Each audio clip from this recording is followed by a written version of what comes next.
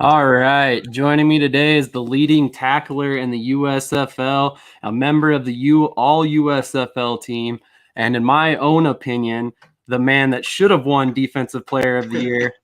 But it's okay. He lost to a teammate. Donald Payne Jr. of the Houston Gamblers. How's it going tonight, man? Hey, it's good. I'm happy to be on. I appreciate you having me on. Absolutely. Like I said, thank you so much for coming on. I really appreciate it. So before we start, why don't you go ahead and give us a quick introduction into yourself from your own words, and then we'll get going from the detailed perspective here in a minute. Okay. Donald Payne, linebacker from Atlanta, Georgia. Graduated Landmark Christian in 2012 and graduated from Stetson University in 2016. I guess I would say I'm a 4 or 5 year vet of the NFL, and I guess a 1 year vet of the USFL so far. So my rundown. Absolutely. So we'll get into detail here in a bit, but it sounds like you've played for multiple different teams over your career. Starting off with ultimately Baltimore, I think it was, and then Jacksonville. I think you had a stint in Miami and Cleveland, right? San Fran. That's what it was. I'm sorry about that. That was just off the top of my head real quick. But anyway, normally I would start a little bit further back with guys, but you've had kind of a prominent NFL and USFL at this point career. So I'm going to start a little bit later on in your high school career. And I kind of talked to you about this off camera, but I was a little bit surprised to find out that you played defensive back and running back in high school and ultimately committed to college as a cornerback. Correct. I was a little smaller back then. I didn't weigh 230. I was more like 185 back in the day, So I had a little bit more speed back then and a little smaller back in the day. Absolutely. I think you were about 6 foot, 185 pounds or so. Yes, sir. A nice little size for a collegiate cornerback, decent size for a collegiate cornerback. Absolutely. So, I mean, it looks like you had quite the career. I mean, in high school, as far as that goes, you had 98 tackles, 14 for a loss, 15 pass breakups, 6 interceptions, 2 blocked punts, a blocked field goal, 48 carries for 350 yards, and 5 total touchdowns. And that was in your first 14 games alone. Yeah, first 14 games alone. I reminisce about high school a little bit because my senior year, still to this day, my senior year at Landmark Christian, we were the only team to go to the state championship game in Georgia. We lost in the state championship game, playing the Georgia Dome, but we were the first team to make it into the state championship game my senior year in high school, which is, it's always memorable. Didn't come away with a ring, but it's always memorable being the best, So did you know right away at the high school level that you would be playing eventually in the college level and hopefully eventually pro or at the professional level, or was it something where you gained confidence as you went? Oh, it was definitely confidence as you went. Nowadays and back in 2010, 2011, 2012 in high school, everybody was getting that Spark 100 camps or the Nike Combine camps, invites and stuff. As though I wasn't getting all those. I had smaller schools talking to me, so I knew I had the skills to go to the collegiate level. But the NFL was on the way, way, way back of my mind at that point, in high school. Some people come out of high school knowing, they're going to be, a top draft pick, but that wasn't on my mind at all. That makes sense. I mean, you never kind of know until the time comes, I guess. Right. Talk to me about your recruitment process and how you ultimately ended up at Stetson. I mean, it was a rough one, to be honest. The high school I went to was a small 1A high school. Even though I had a great career there, and we had a couple other players that had great careers, the recruiting process was a little rough for my school specifically. Sometimes we had a great school, but sometimes it's hard to get recruited because we're so focused on team, so focused on being the best team that the recruiting aspect of getting your players looked at the colleges kind of gets pushed under the rug a little bit. So I got a couple offers from small D2 schools, shorter university, but ultimately the Stetson University was starting a program, starting a football program. They came and said, hey, we're starting a football program. Everybody coming in will be a freshman. Everybody, all 120 people will be freshmen. And I said, wow, 120 people freshmen. And the selling job they did with me was, hey, look, you can come in, you can start all 4 years, you can be a captain all 4 years, and you can literally start in a collegiate program. And when me and my mom visited the campus, me, my mom, my stepdad visited the campus, we decided, hey, this is the route I wanted to go. I had the opportunity to start all 4 years and to be a pioneer of a program. I could definitely see that. I mean, and it sounds like they ultimately upheld those promises they made to you, because as soon as you got over that redshirt season, you were a starter all 4 seasons. Yeah, I So mean, it was a great. I mean, it's a crazy process because the very first year, just imagine you're. Of course, other people who go to college they get redshirted. I mean, they don't play. They don't play that year. With us, though, we had 120 freshmen. So that means 120 18-year-olds who just got away from their parents for the first time. 100 for the first time. 120 of us running around campus acting like hooligans. Mind you, we don't have a game this. We don't have an actual game this year. We're practicing Monday through Thursday. We have a scrimmage on Saturday, and we did that the entire year. So it was a crazy journey, crazy process. We had so many people quit, so many people give up, but it was only a few of us who actually, more than a few of us, but that stuck it out and like we're able to be a pioneer for the Stetson football program. that's awesome. That's awesome. So as we just talked about, you end up with Stetson. You redshirt as a freshman. However, your coach, as we talked about, had a plan for you and wanted to use you as a player in year two. You end up having a very good freshman year, starting a streak of 4 straight seasons with 113 or more tackles. Sorry about that. And 14 or more tackles for a loss each season of your collegiate career. At this time, talk to me about how you were used and your role, even though you were still listed as a cornerback at 6 foot, 190 pounds.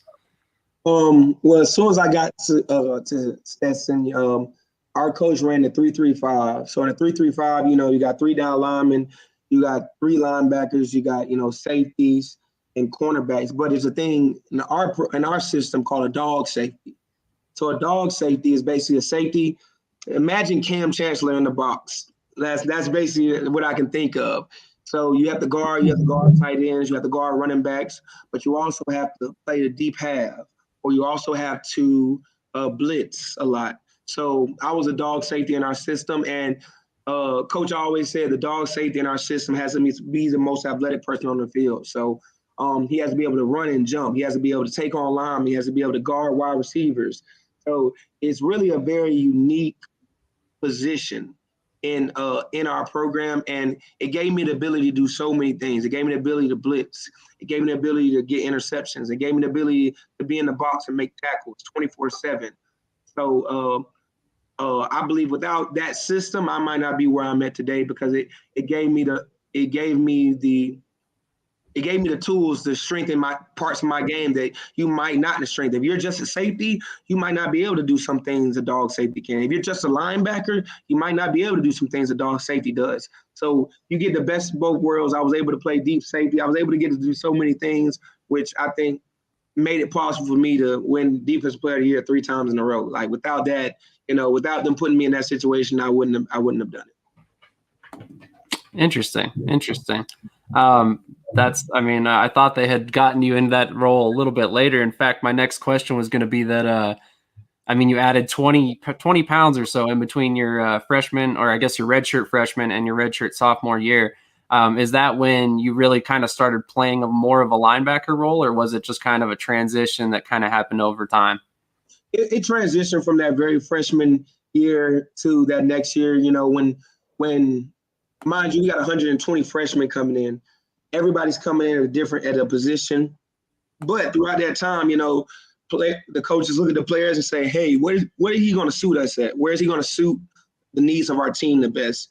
And throughout my freshman redshirt year, every so often it was like, "Hey, we think you should play dog safety," and then we eventually moved up into me playing dog safety full time, going into my redshirt sophomore year, and I realized, man, I love this position. Oh my gosh, like everybody was like, "Oh my God, you can play dog safety." I was like, at first, I didn't know what to think about it, but it essentially like put me on the field to make as many plays as you can. So sometimes you want to put just like our coach, I've always coached this in the NFL, college, this past USFL. You want to put your best players in position to make plays. So that's basically what they did, is put me in a position to make plays. Absolutely. So with that in mind, if you were the defensive coordinator tasked with putting yourself in a best position to succeed, would that be the position you choose for yourself? Oh, 1,000%. If there was a 3-3-5 in the NFL, which is there's not, it's either a 4-3 or a 3-4. If there was a 3-3-5 ever in the NFL, that's the team I would want to go to. Interesting. Okay. Interesting for sure. So in 2014, you end up going off 185 tackles, including 30 tackles in a single game. At this time, this tied an all-time division record. Talk to me about what this season meant to you as a player at that point. Man, 2014 was kind of surreal. You know, I come from a small private school. You know, a lot of my friends from high school, you know, they went to big schools, LSU, Alabama, you know, Georgia Tech. I wasn't able to get those offers. And after my 2014 year, you know, I just went out there, you know, playing my butt off, having fun doing it. Like, I'm one of the most fun guys to be on the field with. Like, I talk mess 24/7. You know, all in the love of the game. And 2014 it was just like almost I had a halo on top of my head while I'm running around out there. Like, literally, it was so much fun. We had so many crazy finishes. The 30 tackle game, it was one of those games where we went down to the wire. We ended up winning the game on a tip pass, winning the game. And after the game, I said, "Hey, I think you had like 27 tackles." I said, 27? Like, that's unheard of. Like, I haven't heard of that. And then they go back on the film and look up, and they was like, they had to redo it. And they went back on the film. They said I had 30 tackles total. I mean, and it was just a surreal year, like leading the entire NCAA in tackles, like Division I, Division II, Division III. You know, so I had so much publicity coming, so many things coming my way, and I just had to thank God, you know, for putting me in that situation. And it was one of those things like, of course, everybody wants to go to the big schools. Everybody wants to go, you know, to LSU, SEC, ACC, Pac-12. But that's the year I realized, I was like, hey, I've been put here for a reason, and I'm glad I made that decision. That's awesome. So in 2015 and 2016, it was more of the same. You end up leaving college with 538 tackles, which was third most in NCAA Division I history at the time. You forced 17 turnovers, 14 sacks, 5 touchdown returns, 3 blocked field goals, and even added a punt return touchdown.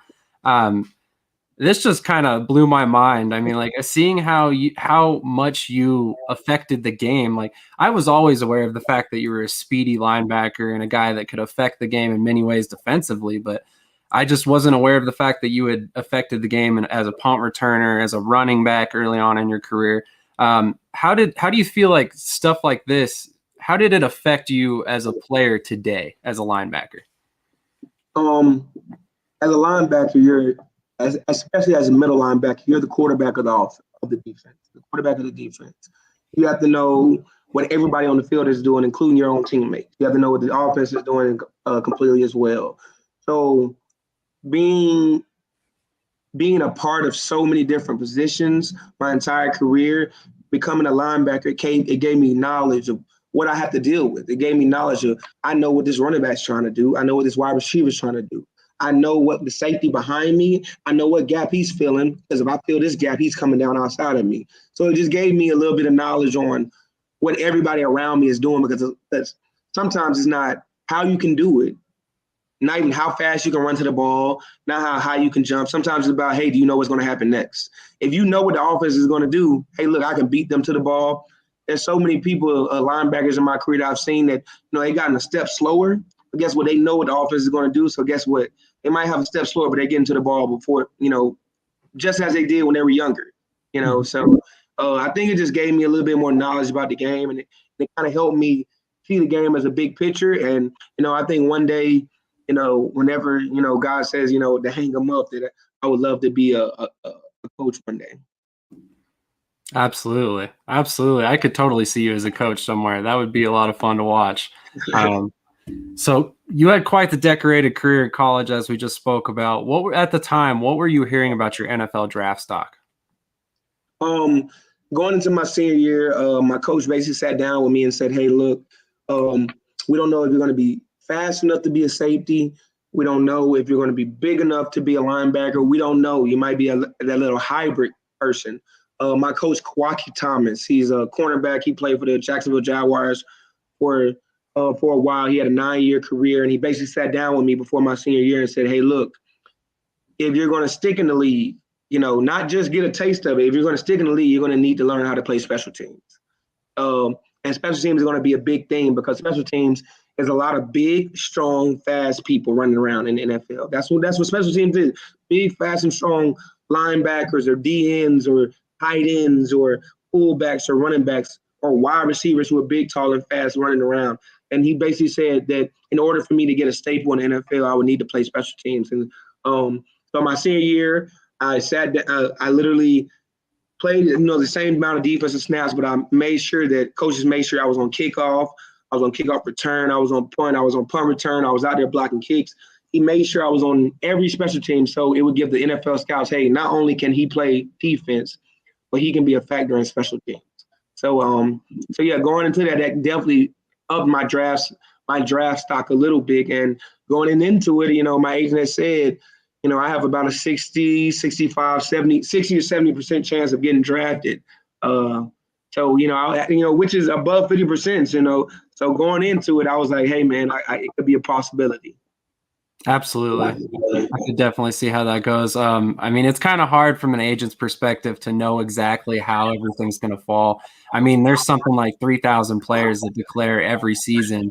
To pick 255 out of all of those that get drafted has got to be difficult. So ultimately, you used up all your eligibility, like we spoke about. You enter the 2017 draft. You end up going undrafted, but almost immediately you sign with the Baltimore Ravens. Would you have preferred to have been drafted in, like, say, round 6 or 7, or was it kind of an advantage to have been an undrafted free agent and choose your destination? It's hard to say, but at the end of the day, I'm going to say it's always great to see your name called on draft day. So we basically had a little party at my mother's house in the basement. Had a little draft party, friends, family, close acquaintances came over, and NFL Network actually did a whole thing had a whole little segment on me during the draft. It was round 6. They did a little draft segment on me. So we're thinking I'm getting drafted. They did a whole segment on me while the draft is going on, and it happens I still don't get drafted. So it was it was surreal. Of course, everybody wants their name to get called on draft day. So I would have taken being drafted, but I mean that wasn't my path. That wasn't my path. But at the end of the day, I had a couple offers. And we just sat down. And we knew Coach Harbaugh was a great coach, and a linebacker like me would fit their system. So we decided, let's go to Baltimore route. Makes perfect sense. I mean, at that point, Baltimore was known for their linebackers. I mean, they still kind of are to this day. So, I mean, if I was a linebacker, I'd want to sign there too. So you spent about the first 5 months of your NFL career under defensive coordinator Dean Pease, linebacker coach Zach Orr, and even current defensive coordinator Mike McDaniel, if I'm not mistaken. Mike McDaniel, and my linebackers coach was Wink Martindale, who's actually the DC at the New York Giants right now. Absolutely, that's right. That was the season before he took over for Dean Pease, correct? Correct. Okay. Gotcha. So talk to me about the level of coaching you received while also playing on the same field with guys like Terrell Suggs. Funny thing is, Terrell Suggs was my locker mate. So like the rookies had the locker in the middle, and then all the vets had the locker room on the outside. And so right across from me was Terrell Suggs. So my first day coming in, Terrell in there undoing his shoes, undoing his taping job. And I'm like, man, that's a Hall of Famer right in front of me. Like, Hall of Famer right in front of me. Hey, DP. Hey, you think give me some roll of tape? And so I go get a roll of tape and give it to Terrell Suggs. It's cool. I see Joe Flacco and I think Danny Woodhead at the time playing cards over in the corner. My first day in, I say what's up to him and everything. So it was a surreal moment coming in because everybody dreams of being in that spot. I've had a lot of friends like close acquaintances get close to it, but nobody had been in the spot I was at. Like right now I can say I'm an NFL player right now. I'm an NFL linebacker at this point. So that was definitely surreal. And the coach I got, Coach Wink, did a great job. Coach Harbaugh, to this day, he still reaches out and texts me for each and every season. So he's been a great coach. And Dean Pease is now the DC at the Atlanta. At first he was a little hard on me because at the same time I'm coming in never have playing linebacker, and that's not play safety. It's still safety. So when you're switching from safety to linebacker in the NFL, it's a little bit different just because there are so many different nuances. There's so many different systems. There's so many different terminology that I didn't know coming off rip. I just didn't know it because I played safety. And so my first 3 to 4 months, not even 3 or 4, 2 to 3 months in Baltimore, they knew I could run fast. They knew I could jump high. They knew I'm gonna give 120%. They knew I'm gonna work my ass off. But at the end of the day, I needed to get the system down. And Coach Wink sat down with me and basically said, "Hey, look, we know you're athletic. We know you can run to the ball. We know you can be great on special teams, but we need you to get down this linebacker stuff." And I just honed in on it and just got my head in the playbook and like try to zone out and just know, like, look, if I want to stick here, I gotta get in the playbook. I gotta understand. Not even that I didn't know the plays. Do I know how to play linebacker in NFL? Gotcha. So ultimately, we kind of prefaced that perfectly. You ultimately don't end up making the active roster. You end up immediately signed by Jacksonville. You head to Jacksonville, and it kind of kickstarts your professional career. Talk to me about the opportunity that you had in Jacksonville and how that came about, considering you were just released the day before. I mean, were they interested in you before you signing in Baltimore? Not of my knowledge. So Baltimore, I still had a great preseason with Baltimore. Ended the last preseason game with, I believe, 13 tackles. Finished out the season well. We won the game. I got a lot of great feedback from all my Baltimore coaches. Just because of numbers wise, they were going to sign me to the practice squad. So John Harbaugh brought me in. Coach Harbaugh brought me in and said, "Hey, look, you did a great job. We're going to sign you to the practice squad." So, we come in the next day to sign our practice squad contract. I come in to sign my practice squad contract. I always remember this. I tell this story all the time. He comes up and not Coach Harbaugh, we call him the cut guy, the guy who comes in and constantly says, hey, Donald, we got some good and bad news for you. I said, "Oh man, they don't even want me for practice squad anymore. Man, that's crazy." Bad news is that you're not going to be a Baltimore Raven. I'm sorry about that. Good news is you got claimed off waivers by the Jacksonville Jaguars. I'm like, oh my, and at this point, I'm like, claimed off waivers? What does that mean? Oh, I'm getting signed to the 53-man roster of Jacksonville. And so, literally just said, "Hey, thank you for everything." And I go pack my bags and fly to Jacksonville that same day. It was a blessing, and it was a blessing in disguise because, like you said, it jump-started my career.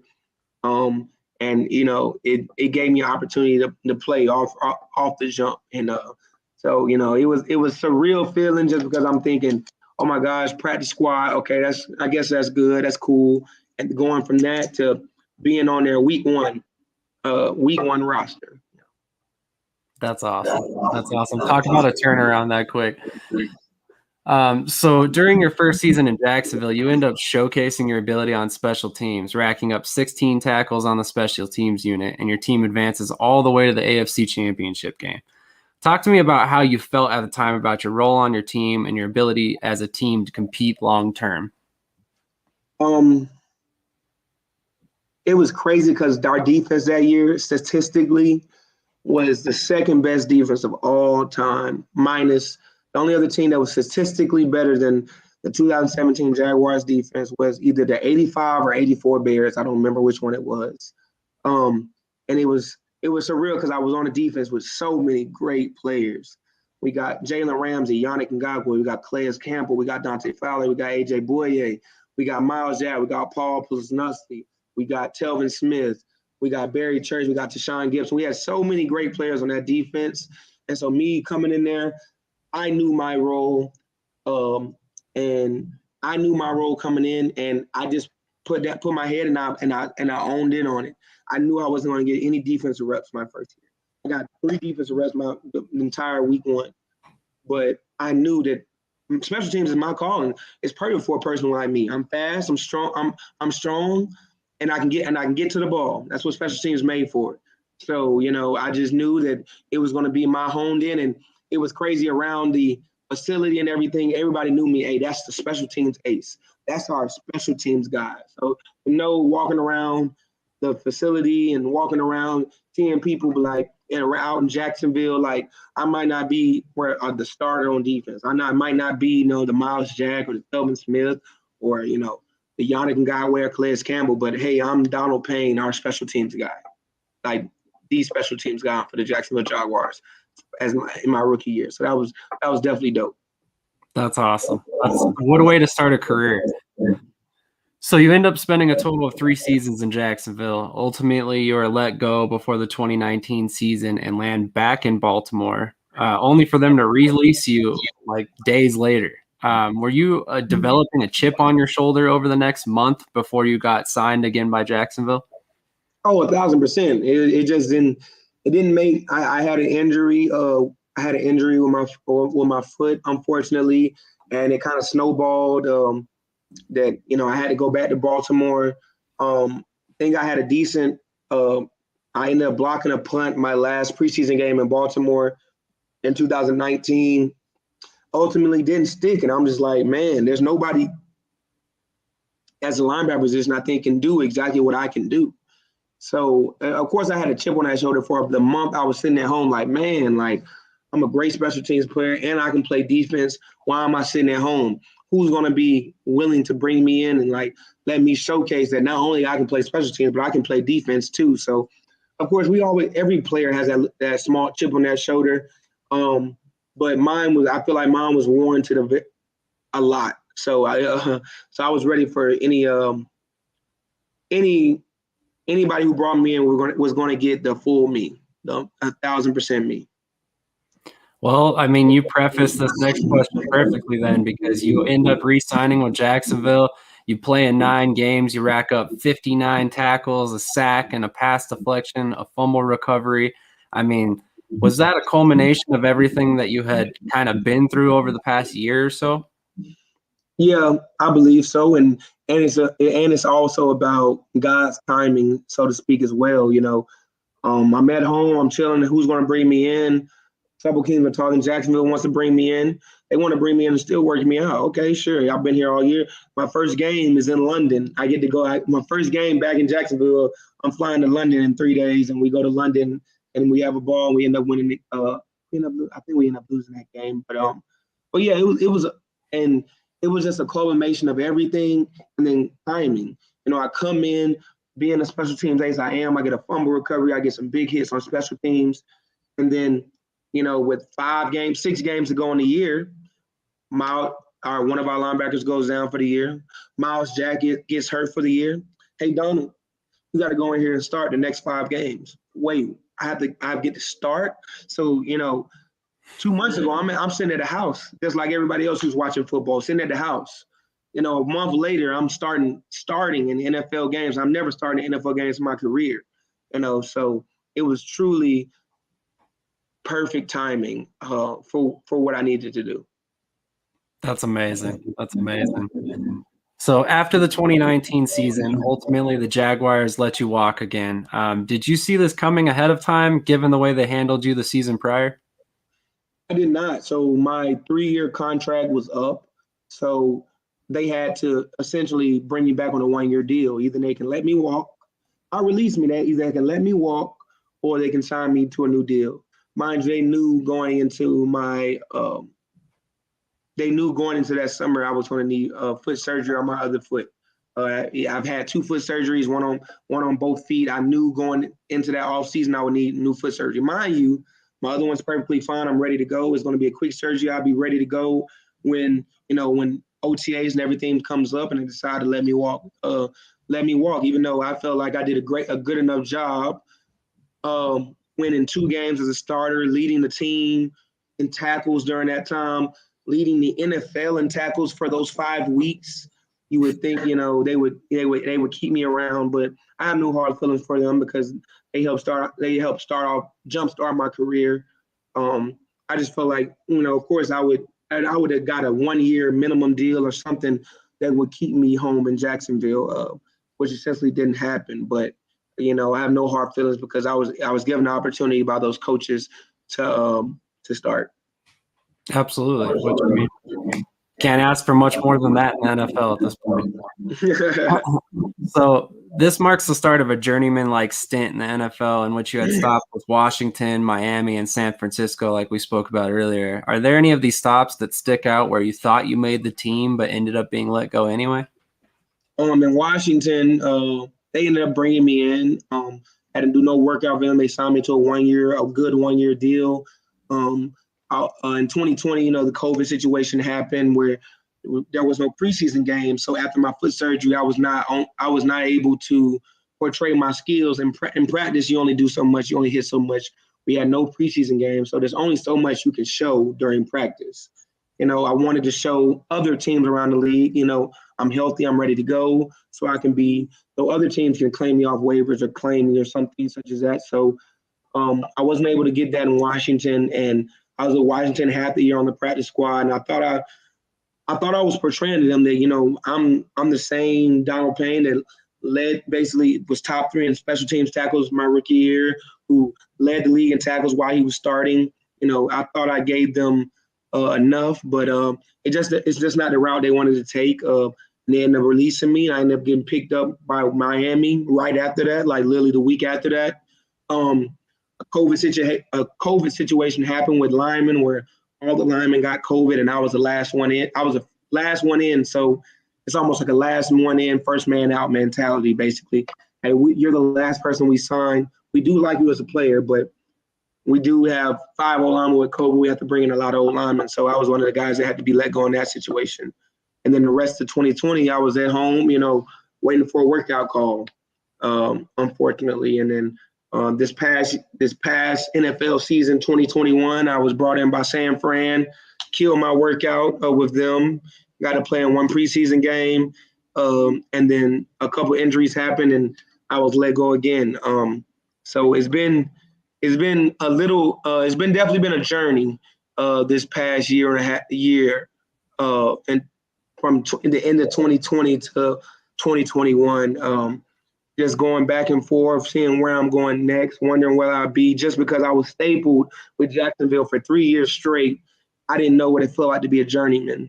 I have a home in Jacksonville. I just didn't know what it felt like. So it was a little rough it's always rough on your mental just because, the average span of an NFL career is, 3 years, So, you never think that's going to be you, though, when you feel like you've been productive, which I have been. So, but, I got my 4 credited seasons. I got my pension plan. The NFL is going to pay me my pension plan, pay my insurance, pay me for life. But, I still have a lot of ball left in me. Of course, in the NFL. Absolutely. Sorry about that. So after the brief stint that we just talked about with San Francisco in 2021, you had remained unsigned into this season, as we just talked about. When you heard the USFL was returning, was it an immediate interest for you, or was it kind of something that was just on the back burner? Oh, definitely a back burner. Me and my agent talked about it. We decided, do I need to take this route in order to show people like I can ball? Just because every team that has let me go and every GM that has let me go, they all say, mind you, I tell them to keep it real with me, which I believe a lot of them did. That, hey, are you saying I can't play in this league? Are you saying I'm not good enough? No, we're not saying that. You're good. You can run, you can ball, you can jump. It's just the situation right now is not the perfect situation for you, as in we need other guys and things such as that. So I didn't know if I wanted to take the spring league route. I know a lot of people took the spring league route, and I didn't know if it was for me just because a lot of people I heard in the spring league never got an NFL chance, never had NFL games, never started in NFL games. Now I've done all those things. So I looked at myself a little bit above it at the time. I'm not gonna lie and sugarcoat. I looked at myself a little bit above it at the time. And But at the end of the day, I realized, hey, look, if I want to keep playing football at the highest level in the NFL, I may have to go show them that I'm the same DP. So that's why I ended up deciding, hey, the USFL will be a great chance for me to show them that. That's awesome. I mean, I know that, like I said, like you just said, that was not necessarily your first option, and that's not necessarily what you were necessarily hoping for. I mean, obviously, you would have liked an NFL deal, but I mean, at least the USFL gave you an opportunity to showcase your abilities. Because I definitely think you definitely managed to do that this season. Did you have any previous connections with the Gamblers coaching staff prior to the USFL? um, oh no, I did not. Zero, zero, zero at all. Actually, before the draft, the Birmingham Stallions called me and said, "Hey, we're looking like we're going to take you. Just want to let you know. Well, like we're going to take you in the draft. So we just want you to be prepared. You know, Birmingham Stallions." And I was like, "Okay, cool. You know, sure." And then the Gamblers ended up picking me up instead. Really? When was it that Birmingham called you? The first day of the draft. The first day of the draft said they were going to draft me the next day. And you know, I answered the phone. I said, "Okay, that's cool." But they never pulled the trigger. So Interesting. very That's interesting. yeah. I wonder how that all went down.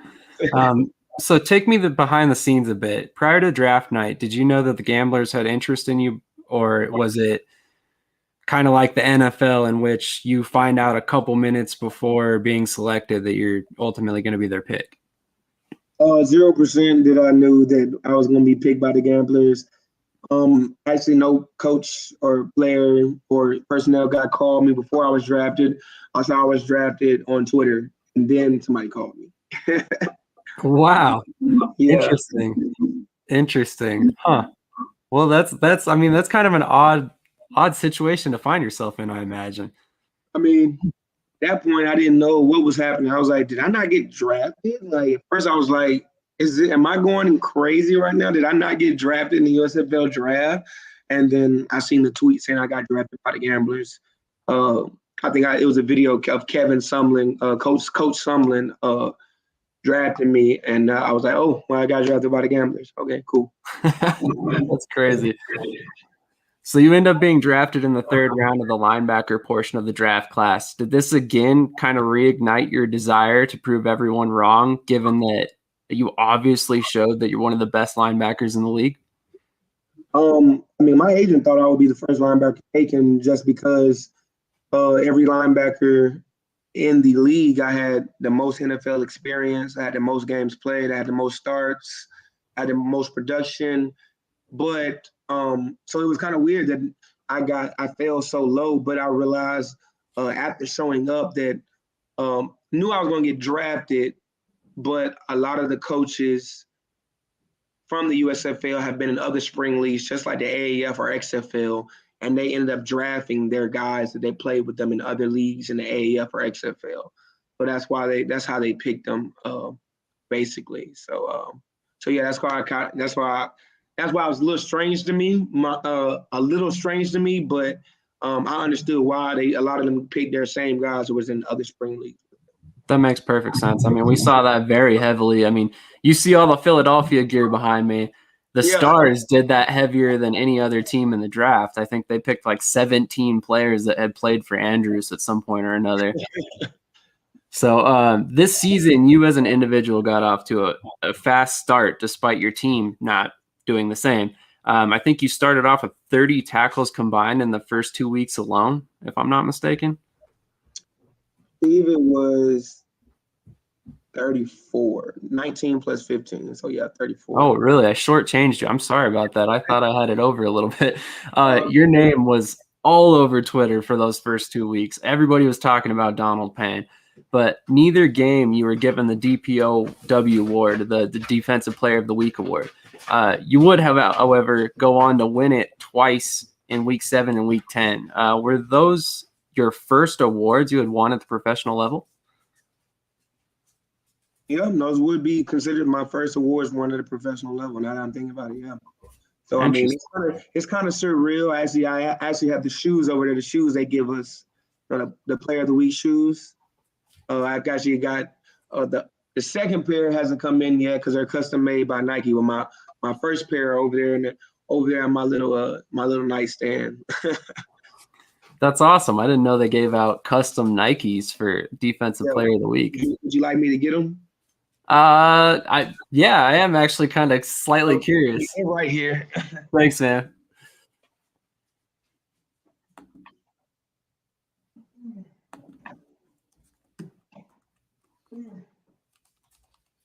So every week, Player of the Week custom Nike Air Force Ones with your name, logo, and like the USFL logo, basically. So these are them.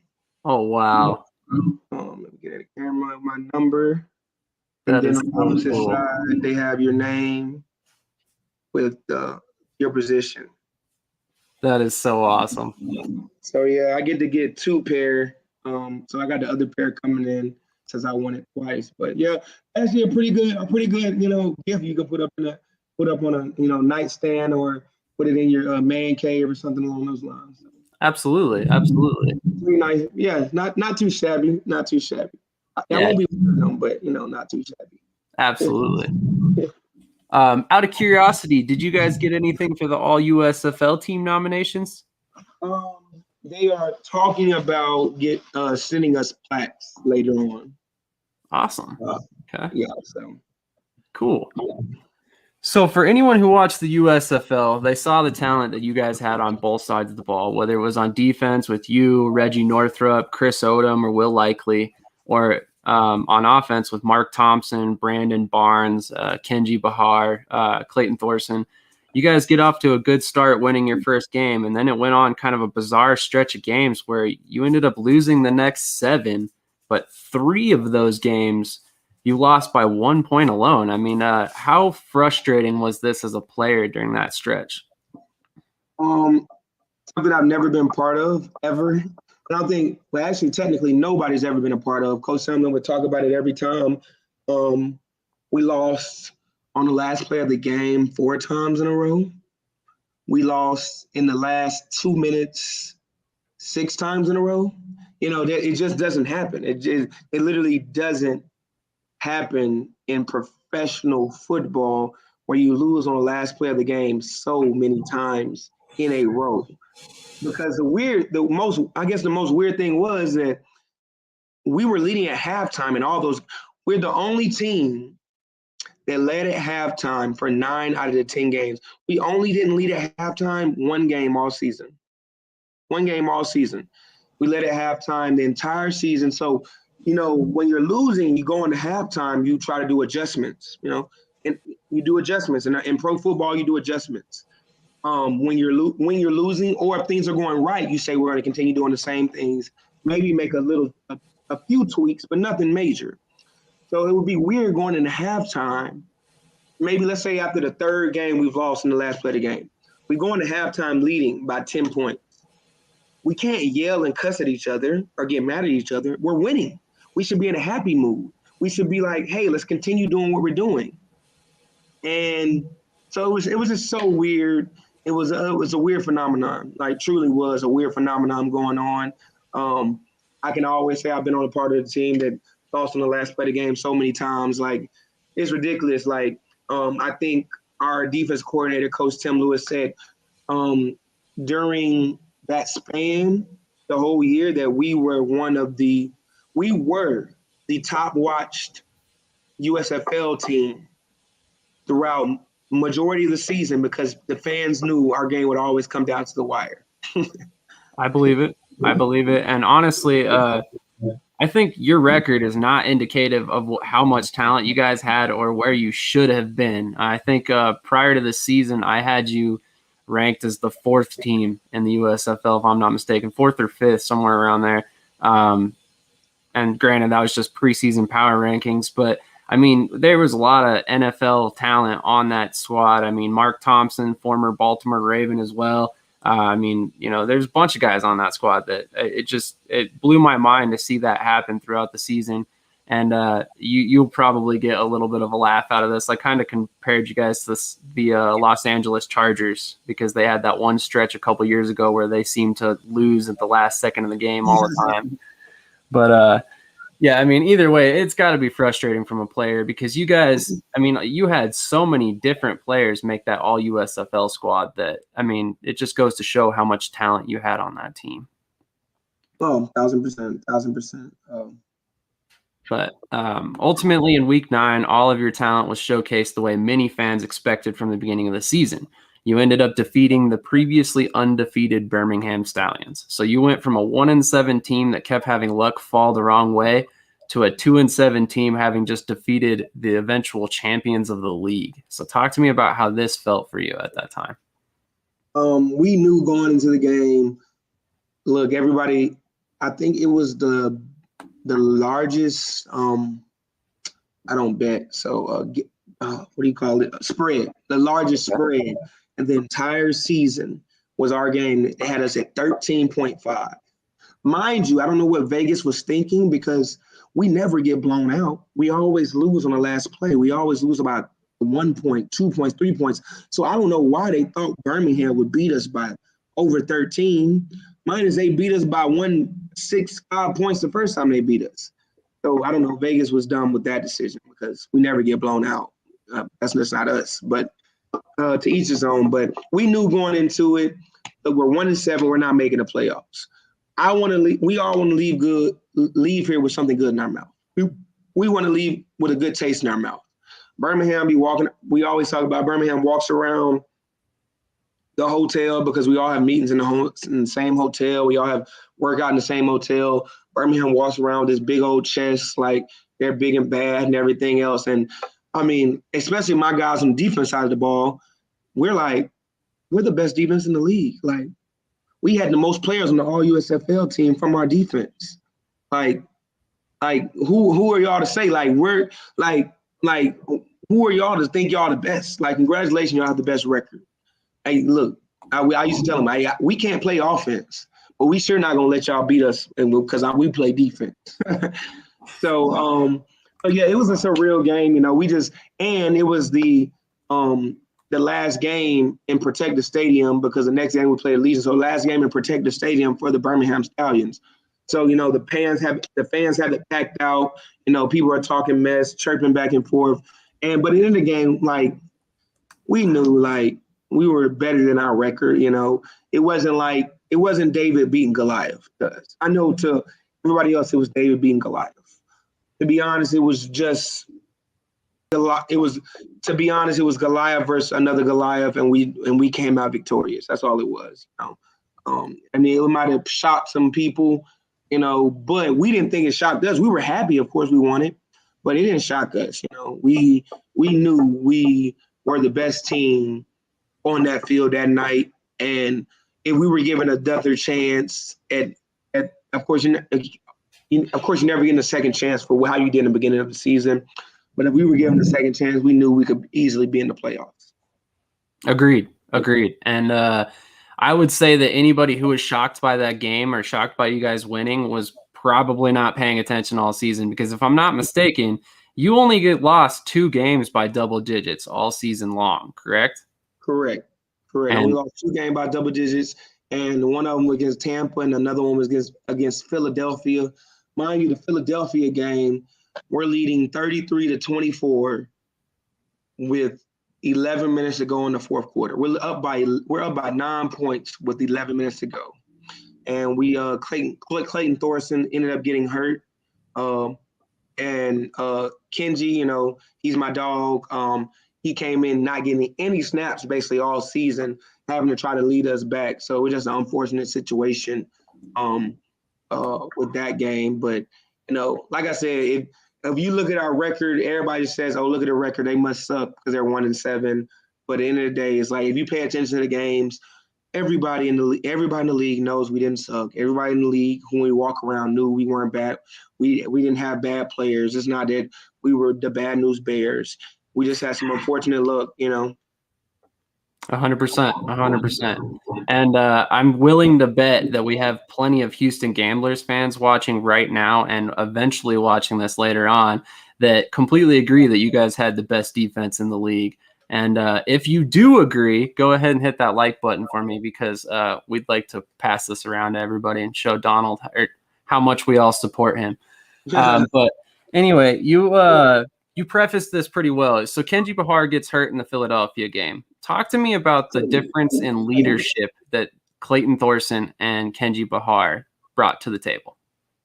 Well, Clayton gets hurt in the Philadelphia game early, and then Kenji had to come in. But they were, I mean, when you have, a quarterback who both of them, of course, are great players, and when you have one that's playing all year and the other one who hasn't getting the opportunity all year, there's no especially there's no animosity between them.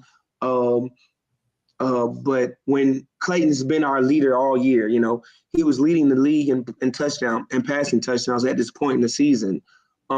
He's been leading our team. We're up by 9 points against a Philadelphia team who went on to go to a championship game. It sucks when you have such a great leader go down, especially in the quarterback position. And so it ruffled our feathers a little bit. But Kenji was still came in, threw a touchdown pass later on in the game. So it ruffled our feathers a little bit. But that leadership aspect of having the quarterback that's been there all year definitely, definitely hurts when you lose that. Absolutely. Absolutely. That was actually from my co-host on our USFL podcast. He really wanted me to ask about the leadership differences between those two. So shout out to Travis Lemon, who, if you're listening, we got a couple questions in the comment. The first of one you'll probably laugh at. He wants to know if you can buy your shoes. Negative, sir. I do have a second pair coming in, so I might auction them off or something like that. I don't know. Auction them off at charity or something. Yeah, there you go. Maybe do a charity event. That's awesome. But he also comes back and says that you guys 100% had the best defense in the league this season. So once again, like I said, I would agree. As I've told you on multiple occasions and made very public all over Twitter, I think you should have won Defensive Player of the Year. But it went to Chris Odom, who you can't really argue with. That dude was electric all season as well. So, I mean, just goes to show you how much talent you guys had on that defense. But a couple more questions and I'll let you get out of here. You end up closing out the season with back-to-back victories. You end up finishing 3-7. Are you encouraged by what you saw to finish the season? Do you think Houston will be contenders in 2023? I am so proud of the guys in our locker room just for sticking with it.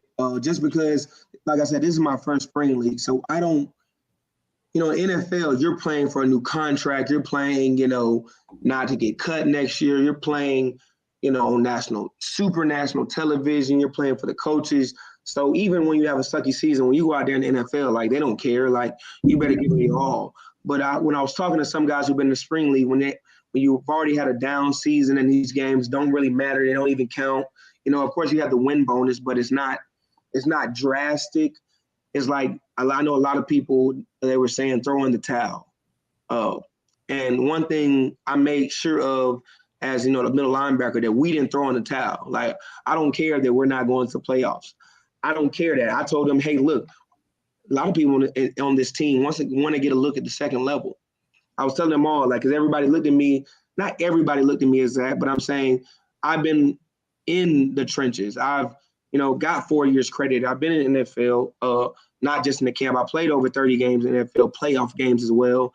And I was telling them, hey, if we want to make it, we all want to make it to the second, the next level, not this league, the big leagues, we need to put good stuff on tape at all times. There's no time I can ever walk out there and be like, oh, I did good most of the season. I can let off these last 2 games.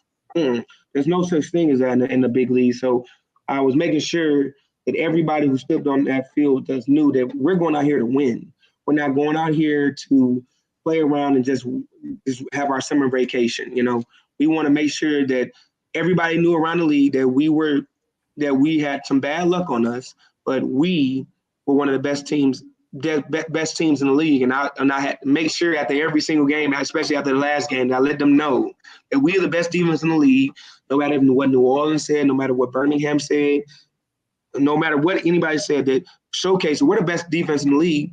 And we had even multiple players. If they had a second team all USFL, we had two more players that were going to be named to second team, which was number 52 Dominic Davis and number 32 Michael Abernathy. Both of them, they said, if there was a second team, both of them would have been named to the second team.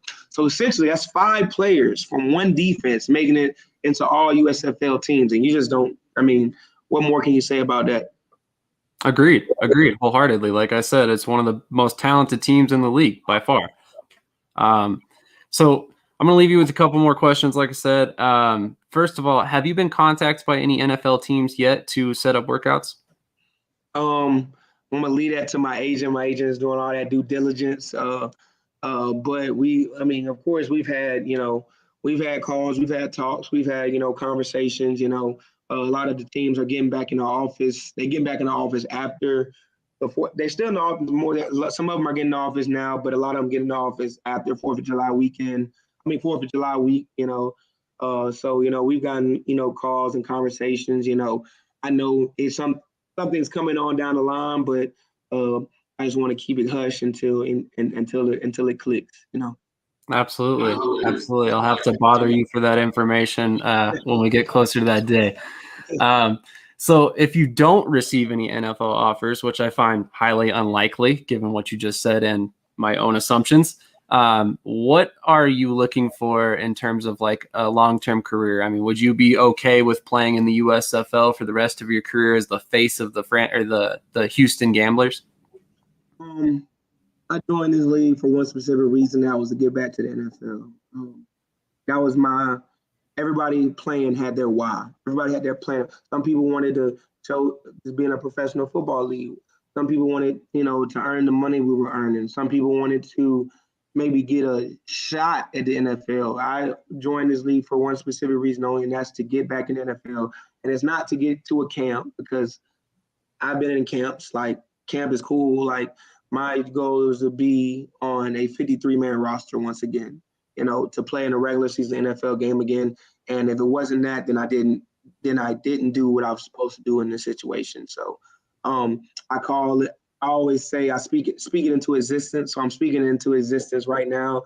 I spoke it into existence before I started this league, that, my goal and my only goal was to be not only on an NFL camp, but be on the NFL 53-man roster. So that's been my goal. And right now that's my only goal and the only thing I have in mind at this moment. 100% understandable. I think that's the whole purpose for all of these spring leagues. So this is my final question, and feel free to pass on it because it might be slightly controversial to some fans, although I feel like Gambler fans will like your answer. Given the information that we know now, and all of the speculation we've had about the Birmingham hub, do you think Houston would have been a better choice for the inaugural hub? 1,000%. Let me not take it away from Birmingham. The fans in Birmingham were amazing when they showed out for the Stallions. The people in Birmingham, I've never actually sat and, I've driven through Alabama before, but I've never actually stopped in Alabama. Mind you, I got nothing against Alabama. I just never had the need to stop and say what's up to Alabama, anybody in Alabama. But the people in Alabama were amazing. It's truly a historic city. So it definitely treated us well, and I'm glad they picked that. But mind you, now that I'm thinking about it, Houston, it might have got a little crazy. Not much to do in Birmingham. No offense to the Birmingham people, not much to do down there. But in Houston, we might have been, Houston, it might have been some, TMZ on there. So you never know. That's a good point. That's a great point I did not think about. But yeah, man, that's the last question I've got for you tonight. I appreciate you so much for joining me. Your particular experiences in the NFL and with the USFL were something that I wanted to highlight so much. I'm really appreciate that you reached out, and I was really excited to talk to you. I've been following you since you came in the NFL. I've always been intrigued by those smaller linebackers, the faster guys that could cover and run, or the bigger safeties. It's always just been a position that's kind of fascinated me. So when I was able to speak with you, it was one of those things that was kind of like my childhood fascination with football coming all around basically. So it was really, really awesome that you reached out or reached back, I guess I should say. And actually, kind of like had some correspondence back and forth throughout the season. It was kind of cool to see. So I really appreciated that, man. And I'll be watching because I'm sure there's going to be some news breaking in the next couple of weeks about which NFL team you sign with and ultimately are starting for in 2022. So, amen to that. Amen to that, brother. Yes, sir. Absolutely. Well, again, thank you so much, man. I appreciate you. And best of luck no matter where you land. And I hope we can touch base again down the future. Hey, sounds good, man. I appreciate having me on once again. Yes, sir. Absolutely. Have a great rest of your night, man. And I will catch up with you in the future. All right. Yes, sir. Thank you. Later. All right. So once again, guys, that was Donald Payne Jr. He led the league in the USFL in tackles. He was one of the easily the biggest names in the USFL this season.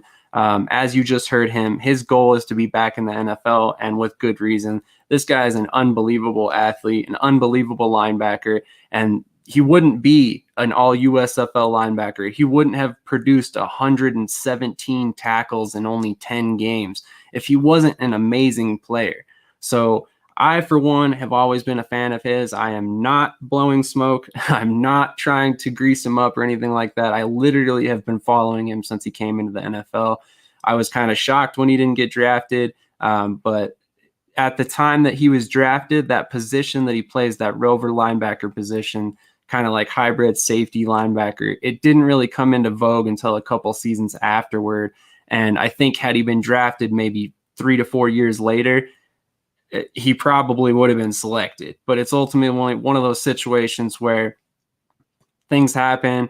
He made the best of his situation, and I was ultimately shocked to see him in the USFL. I thought I lost track of him, and maybe he was signed to a roster somewhere. I saw him get drafted by the USFL, and I was kind of taken aback. I was like, man, this guy was just starting a couple of years ago. He should still be starting right now. He was working his way up in the league, not to the point where he's back in the USFL and having to start over again, earning a reputation. But here we are.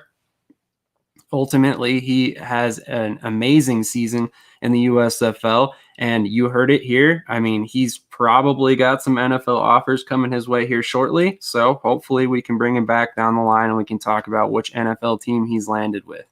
With that being said, I appreciate all of you guys joining me, but I am not done for tonight. There's another player joining us, so there is going to be another link that is posted on Facebook, YouTube, Twitch, wherever you're catching this at. And it is with Justice Bishop, the defensive lineman for the Caudillos of the FAM League. I'm not going to try and pronounce their entire name at the moment, but basically this is the Mexican Football League. It is the alternative to the LFA, the League of Football America, and he was just in the championship game just a few days ago. So come join us, listen to us talk about the championship game. He's also on the same roster as none other than Trent Richardson. So there will be definitely a question in there about Trent. With that being said, I, again, appreciate all of your guys' support. If you have not done so, please hit that like button. I can't tell you how important it is for people like me who are producing content to get those likes. Those likes tell Facebook, YouTube, Twitch, wherever you're at, that you enjoyed this content, that other people might enjoy this content if they see it. And without those, we can't grow. So I can't tell you how important that stuff is. So please share this, like this, tweet it out to your friends, wherever you're catching this, please. All the support in the world is all appreciated. I trust me, I see it all. I see everybody who shares this. If I don't tell you personally that I appreciate it, trust me, just know that I do. Just know that we do as a network, because I'm not the only one here. As you saw earlier, Curtis brought you some NFL news with the Baker Mayfield trade. I spoke to you a little bit earlier on the podcast. If you caught that, the Montreal Alouettes have moved on from their head coach, Kari Jones, and their defensive coordinator, Baron Miles. GM Danny Masocha will take over as the head coach, and Neil Thorpe, his former right-hand man in Edmonton, will take over as defensive coordinator. USFL defensive end Chris Odom, the Houston Gambler teammate that we just spoke about, that won Defensive Player of the Year this season, has announced that he has 3 NFL workouts. So again, if Odom's got 3 workouts, we can only guess that Payne's got at least a couple. So with that being said, it's only a matter of time before we see Donald Payne signed to another NFL roster. And I can't wait to see which one it is. Hopefully it's in Philadelphia, because I would love to see him with my Eagles, hopefully winning a Super Bowl in the 2022 season. With that being said, like I said, I'm going to jump over to that other link, so I will catch you guys in that interview. Hopefully you all hop over there and support us on there as well, because Justice Bishop is a hell of a guy, a hell of a player, and somebody who deserves all of your support just as much as Donald Payne did. With that being said, if I don't see you guys there, I appreciate the support, and you guys have a great night.